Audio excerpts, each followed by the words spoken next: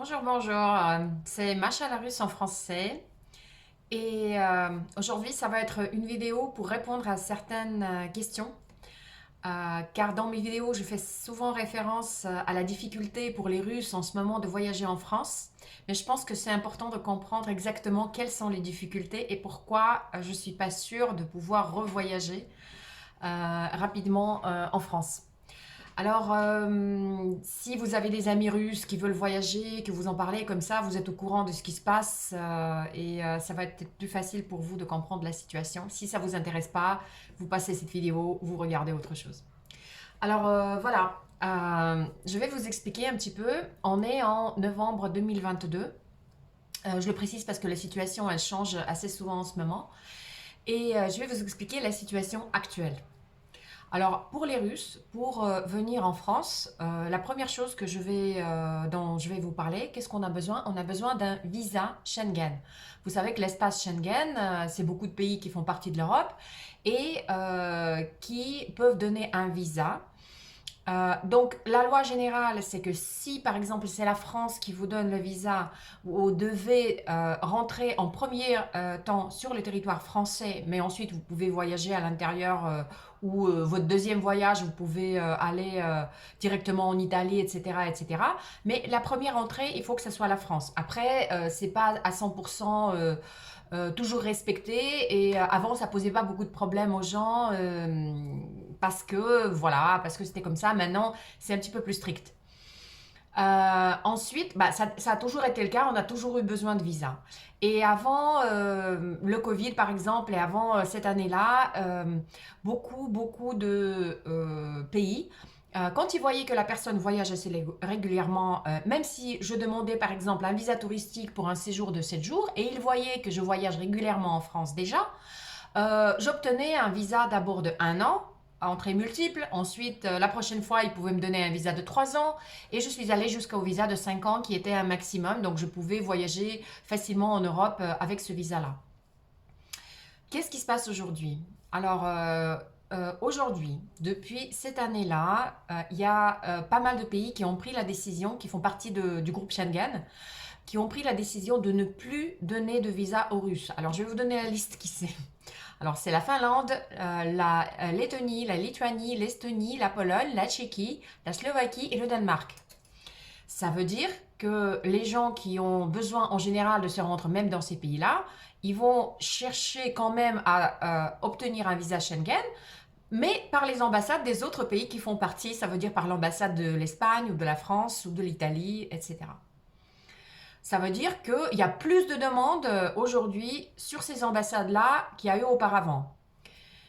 Après, c'est pas en fait les ambassades qui s'en occupent aujourd'hui, c'est des centres de visa, c'est-à-dire que les pays sont organisés aussi en Russie des offices avec des employés russes, des centres de délivrance de visa, ou je sais pas exactement comment ça s'appelle, comment je peux traduire ça en français, mais c'est des grands bureaux où les gens ils viennent pour déposer leurs demandes, c'est juste une machine administrative, c'est une mécanique.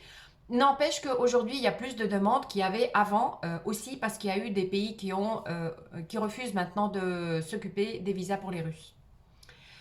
Et le problème majeur en ce moment, c'est que pour avoir un rendez-vous, même si vous avez tous les papiers, si vous avez votre dossier, dans un de ces centres de visa, c'est quasiment une galère pas possible.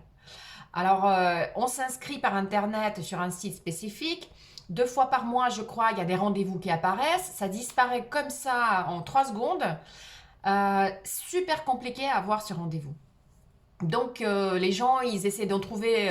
Par exemple, j'habite Moscou, mais je peux chercher des rendez-vous sur Saint-Pétersbourg, sur le centre de Saint-Pétersbourg, même à Kazan, même en Sibérie. Et il y a des gens qui voyagent jusqu'à la Sibérie parce qu'ils ont trouvé le rendez-vous là-bas pour déposer leur dossier. Donc, c'est un petit peu galère. Sinon, il y a des sociétés qui vous rendent des services. Alors, j'ai pas essayé, je sais pas si ça marche vraiment, mais j'ai quand même téléphoné pour savoir les prix.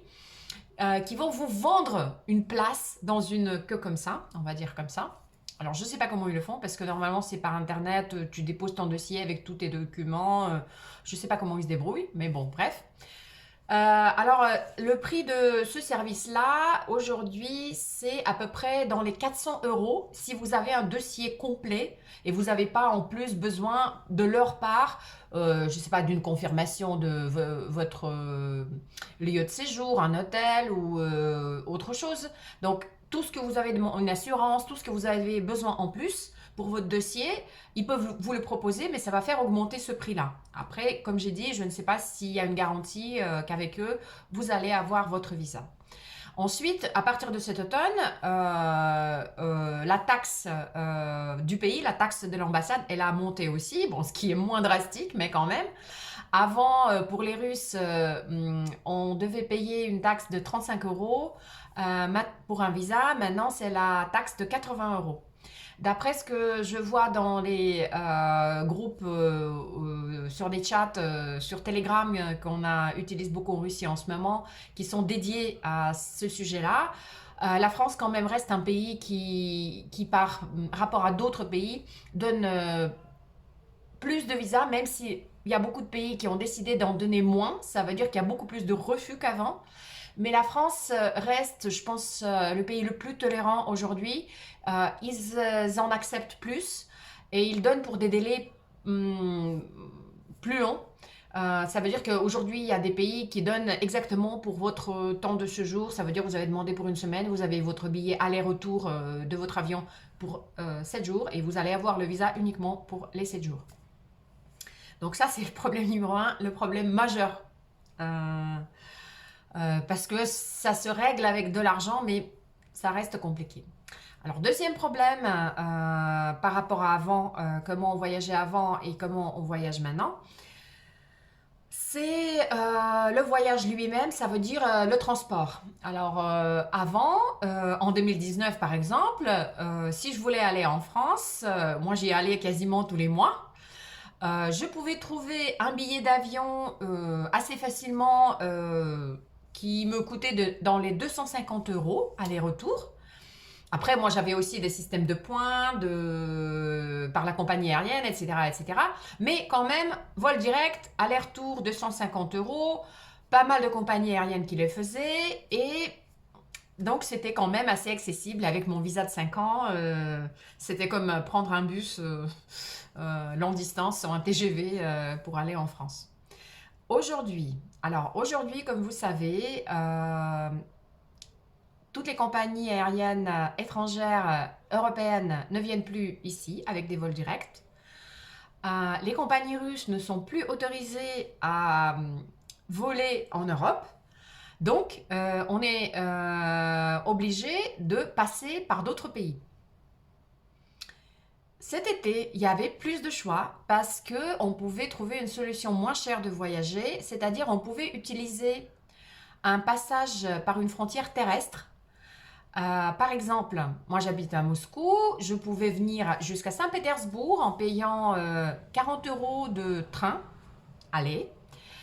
Ensuite, je pouvais acheter un billet sur un bus Saint-Pétersbourg-Helsinki qui, je pense, fait 6-7 heures de bus. Et en arrivant à Helsinki, ça c'était à peu près 80 euros. Et en arrivant à Helsinki, je pouvais trouver des billets low cost sur une compagnie aérienne low cost en Europe, comme Vizar par exemple, qui avait des billets entre Helsinki et Paris, 35 euros, 40 euros. Donc c'était une solution moins chère. Il y avait des itinéraires un peu similaires entre Kaliningrad et la Pologne, Gdańsk par exemple, ou la Biélorussie, Minsk et Vilnius, la Lituanie. Mais tous ces pays-là qui sont frontaliers, qui sont européens, qui sont frontaliers à la Russie ou à la Biélorussie, ont décidé de fermer leurs frontières terrestres aux Russes. Donc ce n'est plus possible et on doit voyager par des pays où on peut faire la connexion, qui sont d'accord encore de recevoir soit nos avions ou qu'ils envoient leur avion jusqu'à Moscou. Qu'est-ce que c'est? Alors, c'est surtout la Turquie, c'est Arabie Saoudite et l'Arménie. Donc ça, c'est les trois où on trouve les billets le plus facilement. Donc, par exemple, moi, cet été, quand je voyageais avec un vol de Turkish Airlines en Turquie, donc j'ai fait une connexion en Turquie à Istanbul et cette connexion-là, elle était quand même raisonnable, donc j'ai pas attendu longtemps. J'avais à l'aller une connexion de, je pense, 1 heure et demie, une connexion de 2 heures et demie au retour, donc c'était vraiment assez confortable. Donc moi, mon billet d'avion, je l'avais payé, je l'avais acheté au mois de mai. Excusez-moi, j'ai de la musique dehors, je ne sais pas ce qui se passe, c'est peut-être une fête, il y a des gens qui jouent de l'accordéon. Alors, j'ai payé mon billet d'avion, Moscou, Istanbul, Paris et le retour pareil. Donc, je l'avais payé 700 euros. Alors, je vous rappelle qu'avant le Covid, j'avais un billet direct de 150 euros aller-retour. Là, c'était 700 euros. Mais ça s'empire. Ça s'empire. Quand je regarde les billets pour 2023, je vois que les prix ont augmenté encore. Et si je veux une connexion plus ou moins correcte, comme j'ai eu l'année dernière, soit avec Turkish Airlines, soit avec des compagnies, comme je vous ai dit, d'Arabie Saoudite ou d'Arménie, etc., je suis déjà à 1600 euros. Si je suis d'accord de faire 2 connexions ou d'attendre 12 heures ou voire d'attendre 24 heures, je peux trouver des billets qui vont être peut-être pas 700 euros, peut-être 800, 900 euros aller-retour. Donc vous voyez que le voyage qui était extrêmement facile avant est devenu un luxe, je dirais comme ça. Donc moi personnellement, j'envisage encore d'essayer de revenir une fois peut-être l'année prochaine, en été, pour les vacances, si je vais trouver une place pour avoir un visa, si je vais avoir le budget pour payer tout ce qu'il y aura à payer. Je l'espère beaucoup. Donc, si je viens, je vais venir, comme j'ai fait cette année, je suis venue 3 semaines. Donc, je vais essayer de venir minimum 2 semaines parce qu'il faut que je rentabilise le voyage au moins parce qu'il faut que ça ait un sens. Mais aujourd'hui, la situation est comme elle est. Donc aujourd'hui, c'est devenu un luxe, un vrai luxe. Et après, pour les personnes qui veulent se rendre en Russie, les frontières sont ouvertes, il y a toujours besoin de visa, mais pour la logistique, ça va être la même galère, très très cher, les mêmes prix à peu près comme pour nous, pour ce sens-là. Au sens inverse, ça va faire à peu près la même histoire. Sauf que les gens qui sont résidents européens ou qui ont des titres de séjour en Europe, je crois qu'ils peuvent encore utiliser les frontières terrestres.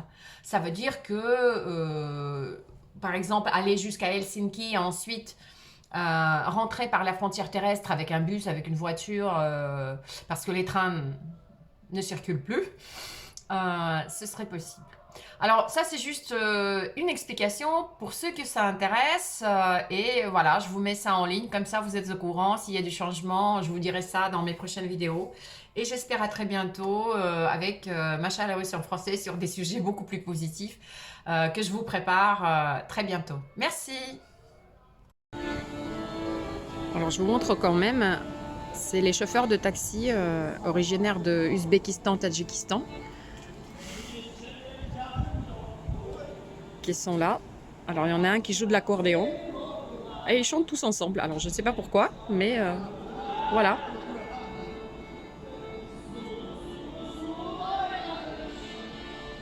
Comme ça vous savez ce qui se passe ici sous mes fenêtres. Bah, ils chantent en leur langue. À très bientôt.